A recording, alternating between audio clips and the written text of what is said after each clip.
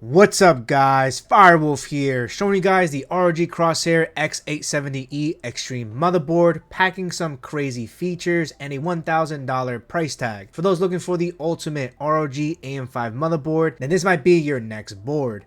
In this video, I'll be covering almost everything you need to know, as well as how to set up this beast of a board. All the components will be listed down below, along with affiliate links, which help support my channel, but your time is worth more to me, so thank you, and I hope I earned a subscribe from you. Now, quick disclaimer before we start, this motherboard has a ton of built-in switches and manual overclocking features that I personally have not tried, nor do I have the expertise, but I will be covering everything else. Let's open up the ROG Crosshair Extreme. Alright, and as soon as you open this up, you are greeted to some quick installation guides for the M.2 Q release, Q slide, and even the Q release system for your graphics card, which I think is pretty nice. First thing I'm noticing so far is that there is no anti-static bag, just that plastic tray on the top. Let's go ahead and take this out. You can see right on the top of the LCD panel that this thing can slide to the right in case there's any type of obstructions with a rear fan, which I think will come very useful. So let's go ahead and peel everything off.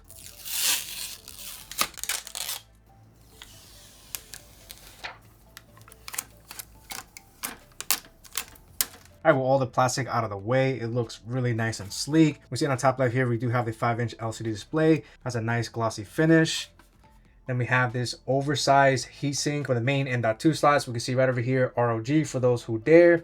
And right below the LCD panel, we have Crosshair. And then looking at the heatsink and chipset cover over here, we have Extreme and a nice silver trim. And then we have that ROG logo right on the bottom over there. I think that looks really sleek. Has more of a matte finish, but I gotta say that thing looks really awesome. I have a subtle ROG logo over here, but overall this board looks fire. Another notable thing here is that right on the back, you do have this metal back plate over here covering up all of the pointy parts of the components on here, which I think is a really nice touch. All right, taking a look at the I/O ports right on the back. Starting off with the top left, we do have a BIOS flashback button here, which makes it very easy to update your BIOS. Right to the right, we have a clear CMOS button, which I absolutely love to see on a motherboard. And right over here, we do have the HDMI port here, which connects to the integrated graphics of your CPU. And since this is an X870, we do have dual USB 4 ports with transfer speeds up to 40 gigabits per second, which also support DisplayPort as well. And we do have 2 additional USB-Cs over here at 10 gig, followed by 8 USB-A ports, which are also all 10 gig here. We also have a 10 gig Ethernet port, followed by a 5 gig Ethernet port here, which is awesome for those that need that additional Ethernet port. We also get Wi-Fi 7, and right on the bottom here, we do have an SPDIF out, a line out, and a microphone input as well. I will note that these are also gold plated as well, which I think looks really nice. Taking a closer look on the front here, right on the top right, I am noticing this QLED zone over here, letting you know at what stage your motherboard is at, and it could also be used to display things like your CPU temperature, which I think is really awesome. Also, the majority of the connectors here are also faced on the right instead of on the top here. And starting from this top here, we do have a dedicated start button to power it on. We have a flex key over here. Now by default, this is set to restart, but you can also program this key to do other functions, which is pretty cool. And right in the bottom is where you have all of these additional switches on the bottom. Now these are really helpful for those that are into overclocking and doing a lot of adjustments, such as a dedicated BIOS switch over here. So this actually has 2 separate BIOS that could be loaded up, which is pretty nice. This even has a BCLK frequency adjustment here, a plus and a minus here for those that are into overclocking. There's even some dedicated safe boot retry buttons. I mean, this board is definitely stacked with a whole bunch of features here. And as for the power supply here, you're getting an insane 20 plus 2 power stages here. So definitely one of the highest power solutions for your AM5 CPU. All right, so further in the box, we have an ROG branded USB drive here for all of your drivers. You get an ROG branded all access card, an awesome ROG branded Phillips screwdriver over here. And as you see here, this does come off as well, so you can put different bits. Next up is going to be your NVMe DIMM tray here, and this is to house 2 additional NVMe drives. I'll just open this up real quick here. This supports PCIe Gen 4, and does support a whole bunch of different M.2 form factors, all the way up to 22110. Here's your Wi-Fi 7 antenna here, which comes with a magnetic back here that can easily stick to any surface of your PC case, and the actual plugs that go inside. You're also going to get an ROG themed bottle opener over here. If you ever want to open up your bottles with style, then this is definitely an awesome touch. All right, and here's the fan holder here, and the plastic comes with it does give you instructions on exactly how to install this. And of course, it's not an ROG product unless they give you your ROG branded stickers here. So for those of you guys that are into these, you get a good amount. You also get a quick start guide as well. But for those of you guys that want the actual complete manual, you do have to go on their website to pull that up. Looks like they also give you a whole bunch of accessories, which includes a 4-way PWM splitter here. It looks like they also give you 3 of these 2-pin, probably temperature sensors here. And here is the 6-pin adjustable RGB to a dual 3-pin male adjustable RGB. So this definitely goes connected right over here where it says ARGB. So this gives you 2 additional adjustable RGB headers in a sense. So in total, you'll have 4, with the other 2 being on the bottom left. Continuing the adjustable RGB cables, we do have a 3-way adjustable RGB splitter here. So there's definitely a whole bunch of adjustable RGB headers that you get with this motherboard. A total of 4 SATA cables. All right, guys, and I actually completely missed out on the additional accessories that are actually located right under this foam piece over here. So once we remove this, we actually have another cover here, basically revealing all of our additional accessories that I almost completely forgot to cover, such as the ROG fan kit. And I thought it was strange for me not seeing this, and I completely forgot about it. But you get this really nice, cool little miniature fan here, so you can attach this so it can cool down your RAM, which is really nice, along with some screws and a bracket.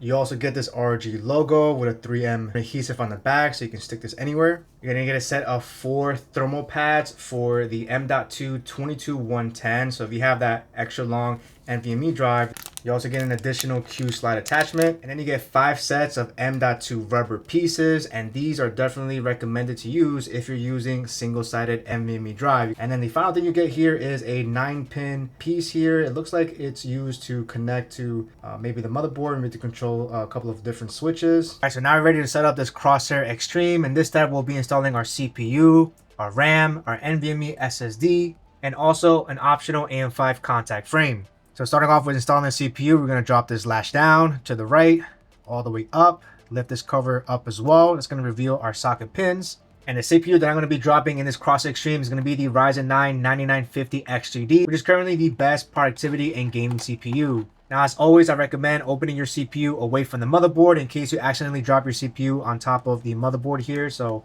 my camera's right on top, so I'm going to be taking extra precautions, of course. We want to make sure we locate this yellow triangle on the top left, which will match up with the triangle on the top left of our socket pins, as well as the notch on the bottom and the top, which will match the notches on the socket itself. So once you're ready, go ahead and carefully drop it down. Then you can drop this cover down, place your opposite hand on the board, bring this latch down. You're going to feel some resistance. And then you can take this cover completely out of the way. I recommend saving this just in case. And just like that, we have the 9950 X3D successfully installed on the Crosshair Extreme. Next up, I'm going to install this AM5 contact frame. And for those of you guys who want to install, you want to make sure your CPU is on the actual socket. We want to make sure we remove the retention. So make sure you loosen everything up. I recommend just lifting everything up, keeping your CPU directly inside the socket. Now inside the box of your secure frame, you'll have this little Allen wrench here, so you can remove the screws on the original CPU retention bracket. And so go ahead and loosen up the screws. These screws will not come all the way out, so make sure you loosen them all the way out. Now that we have all screws loose, you can go ahead and pick up the top and the latch itself, lift it all the way up, and this whole original retention comes right out. Once again, make sure the CPU is on the socket. And next thing, you want to grab your contact frame. Now I'm using the Thermal Grizzly contact sealing frame, which comes with this additional foam piece that you can place right behind it. So just like this here. Now this is completely optional if you're using thermal paste, but definitely necessary if you're using liquid metal as per their instructions. But I'm going to use it anyway here, making sure that everything is on. The red should be facing the outside. All right, and right after that, all we have to do is drop it right in. It fits just like a puzzle. Next, you're going to grab the included 4 screws. And this one comes with a different Allen wrench for these specific screws. And then we're just going to screw all 4 of them in. All right, and just like that, we have our AM5 contact frame successfully installed. All right, next time I'm going to be installing 96 gigabytes of the G.Skill Trident Z5 Royal Neo RGB. Now your RAM stick goes on this section over here. We have a total of 4 DIMM slots. Since I'll be using just 2, I'll be populating the second and fourth slot, which is labeled A2 and B2. Drop them down, so I'm going to drop down A2. B2, and the ones on the bottom as well, A2 and B2. Make sure you line up the notch with this little silver line in the middle here. So as you can see, these don't line up at all, but if I were to flip them over, you'll see that now they line up, and so this is the correct orientation. So we're going to slide out right on top, starting with the second slot. And then to lock it in place, go ahead and put pressure on the bottom, here click, and then on the top for the second click. Make sure they line up. Drop it in, 2 clicks.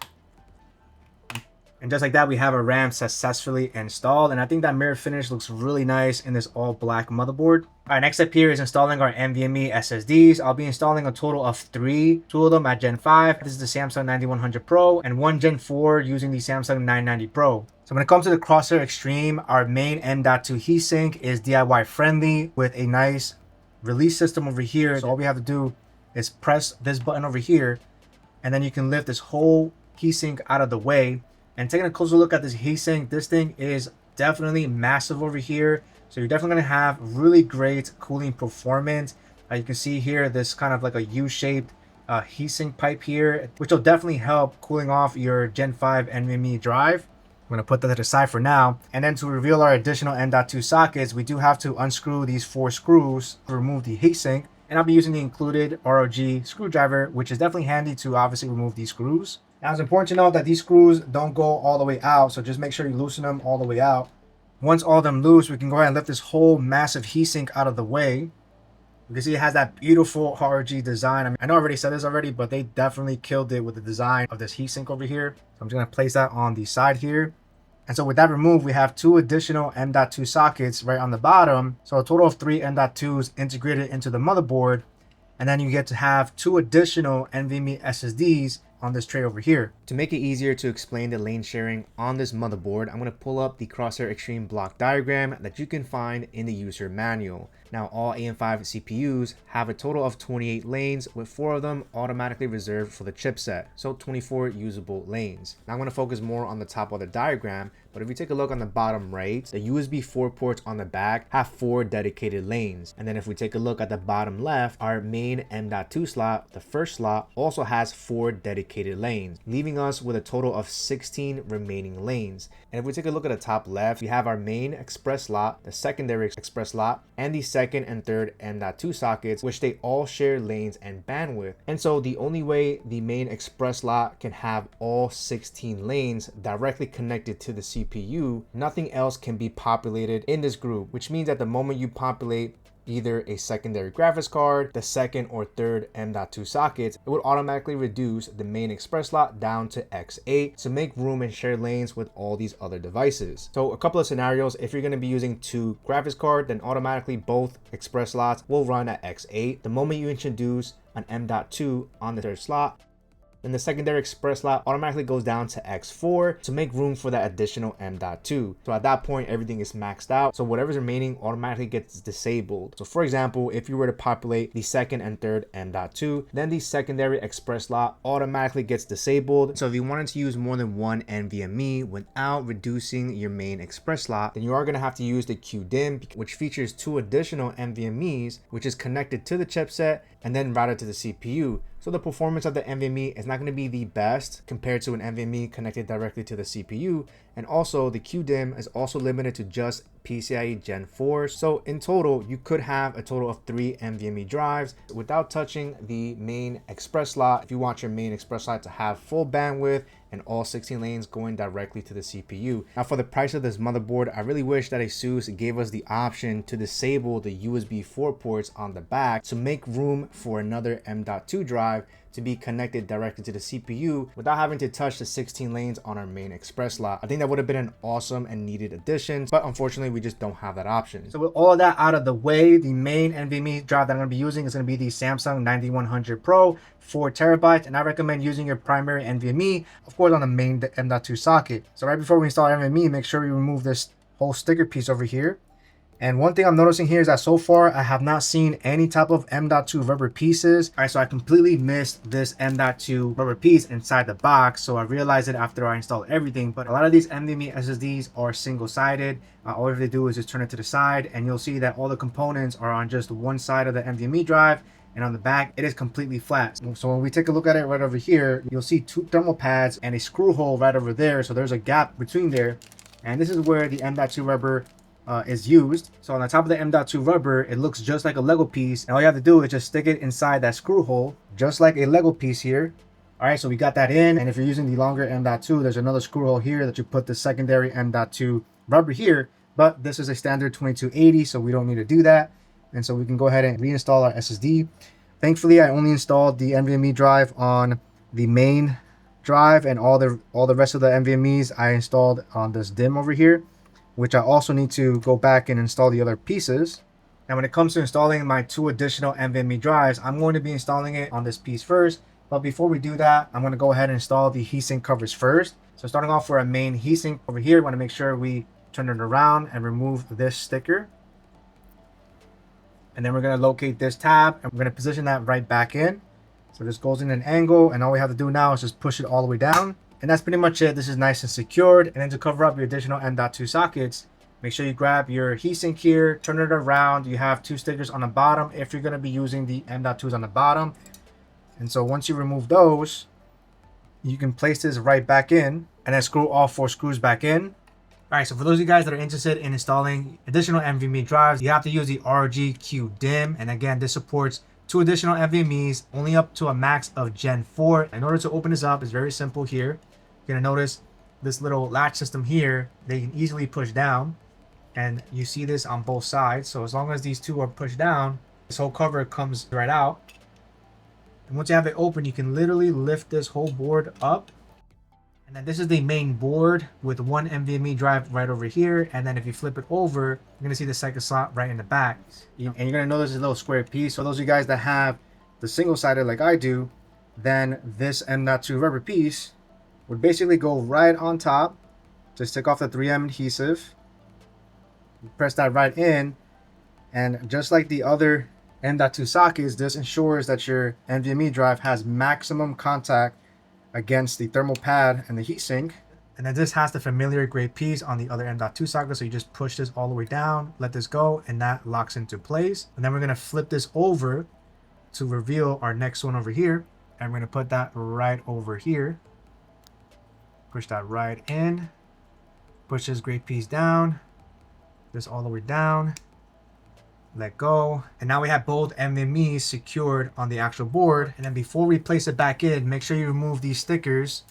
Since I'm using 2, I'm gonna make sure I remove both of these stickers here, and then we can place this board back in right on top of those 2 silver pillars here. And I'm gonna place that right on top.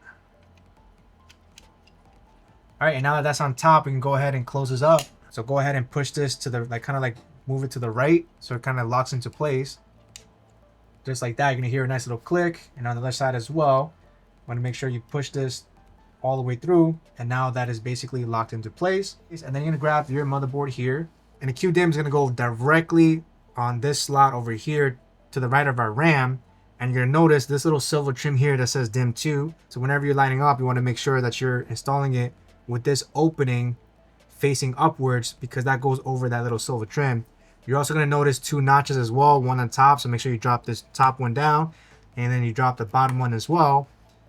And so just like your RAM stick, you just line it right on top, and then you apply pressure on the bottom and on the top as well to lock that in. And now our motherboard is about 95% fully prepped. The only thing left to do here is to remove these 2 black pieces if you're going to be using an AIO, but I'll be covering that when we cover the AIO steps. So for now, we're ready to install this on our case. All right, now we're ready to install a motherboard on our case. Now my PC case is white, since this is the only case I have that supports EATX. So we're just gonna drop this on a white case, which will give it some awesome contrast.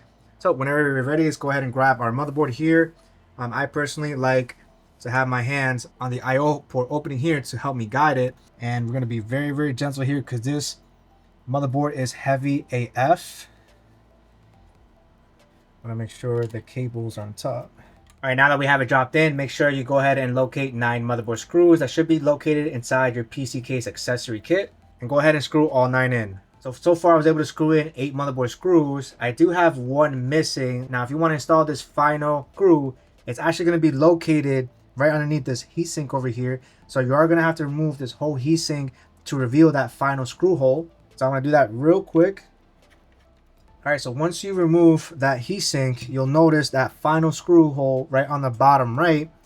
And if you really want to screw that in, then yeah, you do have to remove that heatsink, which is a little bit tedious since it's 4 screws that you got to remove.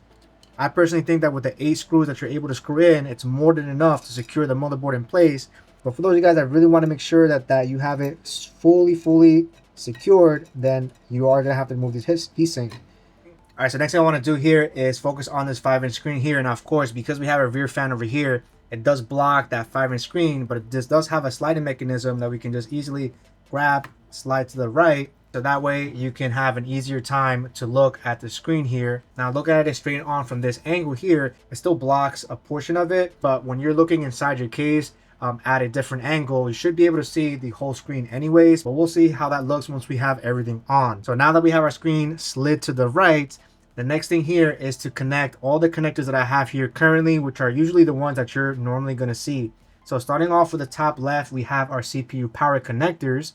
I'm using the Lian Li CPU strimmer cables here, so these give you a really nice RGB effect. All right, moving along here, we have a couple of 4-pin headers here. Now this connector here connects to my fan hub that I have on the back. This cable, I'm going to connect it to this one over here, which is a system chassis fan. So I'm going to connect this right over here. And then the next connector that I have, which is this white one over here, this is a 3-pin AIO pump header. And your AIO pump header can have either 3 or 4 pins. And this one, I'm just going to connect this directly to where it says CPU fan, which is the right one over here. Now keep in mind that there is a dedicated pump header which is located towards the right over here that you can also connect this to, so it's completely up to you. The next thing here is going to be our ATX motherboard power. Now when it comes to ATX power, depending on your case and how much space you have, it can be very challenging and very difficult to connect it. Now I was unable to use the Lian Li wireless trimmer because it was just too tight, and because the tabs to connect it is now facing the opposite side, the left side, it just made things even more challenging. And even connecting this cable directly from my power supply unit was still very hard, especially trying to push it in, because again, depending on the case, you might not have a lot of space to push it in, especially if you have fans already mounted. I had to actually use the head of the screwdriver without any type of screwdrivers to be able to push. All right, now that we have the ATX power on, next thing here is going to be your USB-C connector here. And you get a total of 2, one at 20 gigabit per second and the other one at 10 gig. But it's not really going to matter which one you utilize, since it's going to go however fast that your PC case can handle anyway. So I'm just going to put this in the top port here. Just connect that right in. Moving on, we have our USB-A connector here, and we can put that either on the top or on the bottom. But I'm just going to put on the bottom right over here. Just make sure you wiggle that in, and that should go nice and smooth. All right, so the next major connector here is going to be our front panel connector. That's going to be on the bottom right. Front panel has 9 pins with 1 missing on here. The missing pin is on the top right, so make sure match that up. All right, so front panels in. The next ones here are going to be your USB headers here, and you have a total of 2. There's one located right on the bottom middle and one more towards the right. We have a total of just 2. And so I'm going to go ahead and connect this one over here. This one controls my power supply unit. And then the last internal USB is going to be connected to my USB hub inside of the case. So of course, make sure you match up the missing pin. All right, and finally we have the HD audio, which is located on the bottom left. It's a little bit hard to show you here because this display port is kind of blocking it, but it is on the bottom left. All right, and those are all the PC connectors that I currently have. Of course, it depends on what you have on your specific setup. You may utilize more fan headers or adjustable RGBs, all that good stuff. The last thing here is to install my AIO pump, but first we got to remove these 2 black pieces here. And so with a Phillips screwdriver, we're going to remove those screws. There's a total of 4. All right, with those screws removed, you can now remove these 2 black pieces here. Save this just in case. And this step, you're going to follow whatever AIO that you currently have. Because your AIO may use standoffs, or they could use a separate type of bracket here. Since I'm using the Kraken Elite, it calls for these type of standoffs. All right, now that I have my standoffs installed, or bracket, whichever one you have, you're now ready to install your AIO pump here. And if you have a brand new AIO, chances are that you have pre-installed thermal paste. If you don't, then you do have to install some thermal paste right on top of your CPU. So for this, I'm going to be using the Arctic MX6. I'm just going to draw a small little X here. And the pressure of your AIO will definitely spread all of that evenly. And you just basically place your AIO right on top over your standoffs or bracket. And then you use the provided screws to screw them in place. All right, now that I have my pump nice and secured, keep in mind that I already connected the AIO pump header on the top right under CPU fan, or you can also utilize a dedicated pump header, which is on this side over here. And if you have a screen built into your AIO like this one, then it also uses an internal USB header, which again is located on the bottom as well. Now the final step here, of course, is to install our graphics card. I'll be installing the ROG ASTRAL 5080. Now I'll be vertically mounting the ROG ASTRAL, but to quickly demonstrate exactly how ASUS's slot Q release slim system works, once you have your graphics card slotted into the PCI Express, to remove it, simply place an opposite hand on the board and grab the graphics card all the way from the left side. You want to tilt it at an angle and you'll be able to pull it out of the Express slot without having to press any type of button. All right, now that I have everything set up, I have to say this Crosshair Extreme looks really nice in my white Y70 case here, and I'm pretty sure it'll look ultra sleek in an all black case as well. And of course, I paired it up with the ROG ASTRAL for amazing aesthetics. First thing we're going to do here is we're going to go right in the back here, switch on the power supply on standby, and you'll notice that my wolf light definitely turned on, and you'll notice that 5-inch display automatically turned on. I absolutely love how ROG always has those standby power options here. Now you could disable that feature if you don't want that to always loop every time you have your PC off, but I love that indicator here letting you know that there's definitely power. The first thing we're gonna do here is we're gonna do a nice boot here and see how everything boots up. All right, now that we have everything powered on, everything is coming on, and what I like about it so far is that you'll notice that it tells you exactly what's going on with the motherboard, as well as those Q LED over there, and you even have the top LEDs on as well to give you little indicators of what's going on here, which is pretty nice. So right now we're during Mary Train. This can take anywhere between 5 to 10 minutes, and right now I have it connected to the LG GX9 at the moment, and we'll see what happens. And as you can see, it is going through different codes, and I gotta say I really love that feature, letting you know exactly what's going on in real time, which I think is awesome. And now we finally get the message that the new CPU is installed, and just to simply just press Y. All right, once we hit yes, you should see the screen over here, which lets us know what motherboard we have. Of course, the Crosshair Extreme, our CPU 9950 X3D, all of our NVMe drives, and how many keyboards and mouse that are connected. And now to jump into the BIOS, all we have to do is click on F1. So make sure you go ahead and grab your keyboard over here. This is the ROG ASUS keyboard here. So let me go ahead and click on F1. And that will automatically jump us into the BIOS. Now by default, it automatically puts us in advanced mode. And so if you ever want to go to easy mode, on the bottom right, we have easy mode right over here. Gives us a better visual of exactly what's going on here. We can see on the top left, we have the BIOS version 0205 that's pre-installed on this motherboard. Right on the bottom left, we have DRAM status. And to quickly overclock your RAM, all you have to do is do this drop down over here and click on enable, and it will automatically load your EXPO profile here. For now, I'm just gonna leave this disabled. I wanna make sure it boots into Windows first.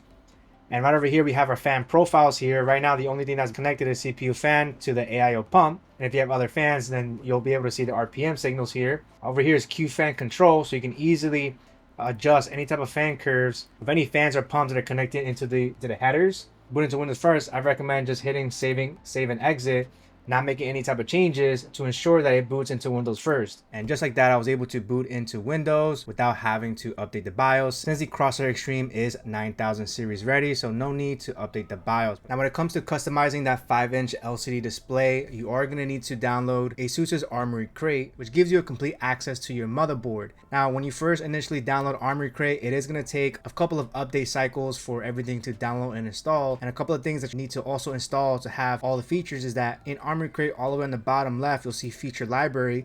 Make sure you have Playground Core installed and also Assistant installed. Both of these are definitely going to be required to have a full access to your motherboard. So Armory Crate is very straightforward. On the main dashboard, you have Crosshair Extreme right over here, letting us know our PC details. Right on the bottom, we have our devices here. So if you have multiple ASUS products, like a gaming keyboard or graphics card, you can definitely make changes on Armory Crate as well. And then on the right side, we have more system monitor information, such as our temperature and usages. And then we also have fan mode here. Now, once we click on motherboard settings, we are immediately greeted to the 5-inch LCD display, which allows us to turn it on if we wanted to. So if I go ahead and click on off, you'll notice that the screen is completely off, of course. And then we can switch that back on and we have that 5-inch display. When we click on the gear icon, we can adjust the brightness of that LCD display. Now by default, it's around 30%. For this video, I'm just gonna max it out real quick so it's easier to see. And then our next option here, it controls the sleep statuses of that screen. So whenever your computer is in sleep, hibernate, or it's in a soft off state, then it can automatically default to these wallpapers like you saw earlier. So you have two different wallpapers that you can choose from. Now over here we do have a temperature warning if you want to set that up as well. Whenever you're done, all you have to do is click on save. Now right on top over here we have two different options. We have image and exclusive animation and hardware monitor. So if we go down to image and exclusive animation, you can see here at the time of this video you have two live wallpaper options. So if I click on one and hit apply, you'll automatically see that wallpaper change very quickly on that display, which is really nice. And then you get a couple of custom static wallpapers that you can easily select. And then you also have the option of uploading your own images. Now it's only limited to JPEG formats with a limit of 64 megabytes. So unfortunately you don't have the option to upload GIFs or anything like that. But as you can see here, you can easily add any type of JPEG. Now if you go back to hardware monitor here, these are your only options that you have here. So we actually don't have any other custom options besides what is given to us. So we have a total of, at the time of this video at least, 4 different animated wallpapers that can give us up to 3 separate information. So if you can set it to single if you wanted to, a dual, or set it to triple. You can select what type of sensor to monitor and also select exactly which device you want to select. So for example, the temperature, click on this drop down here and have a whole bunch of different other sensors that I can select from. For example, if I want the temperature of my GPU, I can quickly click on GPU, click apply, and then you'll see the GPU right on top. I personally like this one, so I hit apply, and then maybe I want to put the temperature of the CPU right in the middle, and maybe I want the temperature of my GPU to be right on top. And then for the bottom right, maybe I want the frequency of the CPU, and I hit apply, and then you can automatically adjust it on the fly. So far, the 5-inch LCD display is a really awesome, cool feature. Now, when it comes to updating the BIOS, it is very simple and easy using the flashback button on the back of the motherboard. So first thing we gotta do is go to the website of the Crosshair Extreme. We're gonna go to support, you go to driver and tools, and then you're gonna select BIOS and firmware. And right over here is gonna show you the most recent BIOS, and then you can click on show all to show all of the different BIOS versions. Now, when I first initially booted up the Crosshair Extreme, we were at version 0205. So now if I want to download the latest software, which is version 1504 at the time of this video, all I have to do is easily click on download, and with it downloaded, you're gonna notice your BIOS update is zipped. Go ahead and hit extract all, and then once you jump into the extracted folder, you're gonna click on BIOS renamer, and this little window pops up. You just click on any key and it automatically renames it to A5662. You could also manually do that as well, and this is the only thing that we need. And so you want to take this file and you want to drag it to the root of your USB drive. And as long as you have that on the root, make sure you connect your USB to the USB port on the back of the motherboard that's labeled with a box that says BIOS. You can go ahead and completely shut down your PC.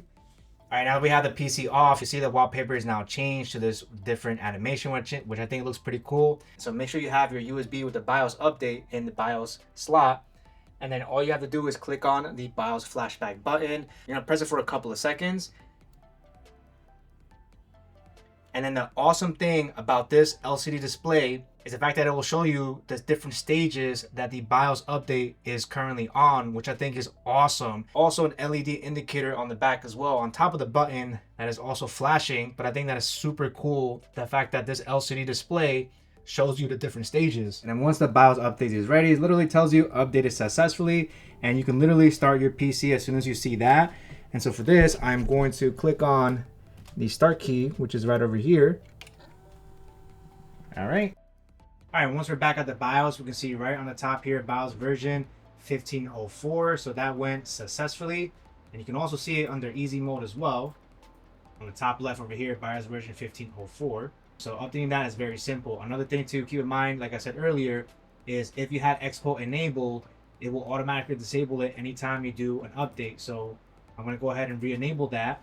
And another notable feature of new ASUS motherboards is that they have this nice Q dashboard, which is on the bottom right. And what I love about this is that it gives you a full layout of the Crosshair Extreme as well as the IO ports on the back. And you'll notice green dots letting you know exactly what is activated on your motherboard. And then on the bottom right, you can also click on any of these to take a look at exactly all the USB ports, You take a look at the SATA ports. You easily identify each one if you know exactly what you're looking for, which I think is pretty cool. The final thing I want to touch upon the Crosshair Extreme is that it does feature AI overclocking as well. So for those guys that want to do a simple overclock on your CPU, you can definitely enable this. Keep in mind though that it is going to put your components at risk, which can void warranty. So there's a whole bunch of disclaimers here letting you know. But if you ever want to enable AI overclocking, it is very simple. You just click on enable AI. I click on yes, for example. And that is literally it. You'll see under easy system tuning that it is AI optimized. And I can also take a look at that under advanced mode, for example. And under extreme tweaker, we can go down to CPU core ratio. You can see again, it is AI optimized. And again, do this at your own risk, of course. If you want to enable turbo game mode, you have that quickly over here as well. And for precision boost overdrive, it is also an extreme tweaker here. So if you want to dive into all of those additional precision boost override settings, that all of that is going to be here. So with that being said, whenever you're ready, just go ahead and hit exit again, save changes, and that's pretty much it. So after setting up the Crosshair Extreme and installing it on this white HYTE Y70 case, I gotta say that the ROG Crosshair Extreme is definitely a beautiful motherboard. Now $1,000 for a motherboard is definitely extreme, and whether or not it's worth buying is going to be completely dependent on you. If you're someone who's planning to dive into a whole bunch of overclocking where you find all those additional switches on the bottom of the motherboard to be super useful, let's say you have this motherboard on an open test bench, then this motherboard is definitely going to have awesome features for you.